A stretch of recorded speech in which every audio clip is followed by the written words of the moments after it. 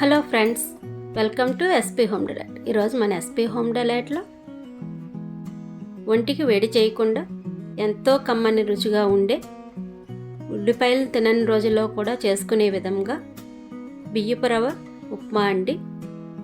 ఇది చాలా రుచిగా ఉంటుంది, అలాగే కమ్మగా కూడా ఉంటుంది. దీనికోసం ముందుగా ఒక ప్యాన్ పెట్టుకొని అందులో ఆయిల్ వేసుకొని ఆయిల్ వేడయ్యాక కొంచెం ఆవాలు, అలాగే ఒంటికి చలవ చేయటం కోసం పెసరపప్పు అండి, కొంచెం ఎక్కువే పడుతుంది, 3-4 స్పూన్స్ దాకా వేసుకోవచ్చు. ఈ విధంగా నేను ఒక 4 స్పూన్స్ అయితే వేస్తున్నాను. ఇప్పుడు ఇందులో 1 స్పూన్ మినప్పప్పు,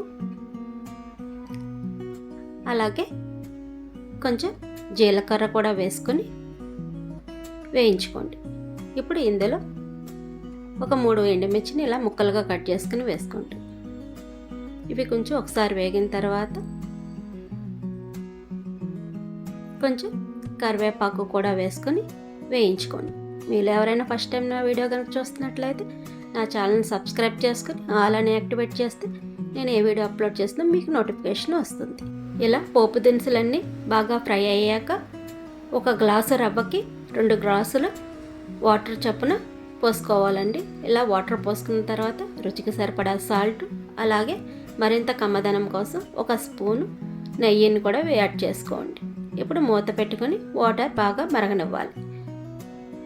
నెయ్యి ఈ టైంలో వేసుకుంటే కనుక ఉప్మా పొడి పొడిగా వస్తుందండి, దానికోసం వాటర్ మరుగుతున్నప్పుడు వేసుకోండి.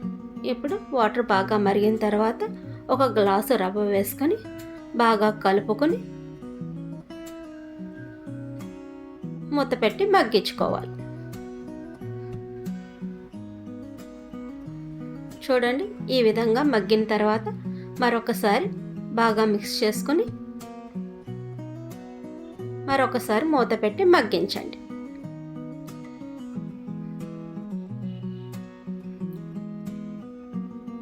ఇక్కడ లలిత రవ్వను వాడుతున్నానండి. ఈ రవ్వ అయితే చాలా బాగా వస్తుంది, మీరు కూడా ఒకసారి ట్రై చేయండి. చూడండి, ఈ విధంగా మగ్గాక